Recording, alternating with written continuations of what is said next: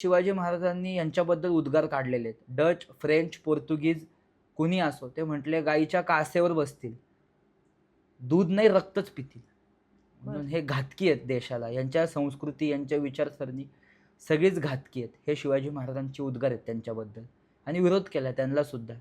ते घाबरत असत पण शिवाजी महाराजांना, कारण त्यांना माहिती होतं की या देशातल्या एवढ्या मोठ्या सत्ता यांनी खिळखिळ्या केल्यात, आपण कीच खेतकी मुली. आणि त्यावेळेस त्यांचा पगडा एवढा ताकदीचा झाला नव्हता. डच, फ्रेंच, पोर्तुगीज छोट्या छोट्या प्रांतात ते त्यांचा माज करायचे, म्हणजे एका जिल्ह्यापुरता म्हणा, एका तालुक्यापुरता म्हणा.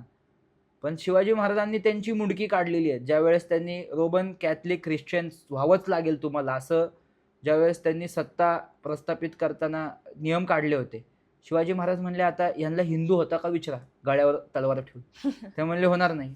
शिवाजी महाराज म्हणले काढून टाका यांचे मुंडके, आणि जिथनं फतवे निघले त्या चर्चेसमध्ये पाठवून द्या. मुंडकी कापली, जिथनं फतवे निघाले त्या चर्चेसमध्ये पाठवले. त्याच दिवशी मागं घेतले सगळे नियम. त्याला म्हणतात न्यायप्रतिष्ठा.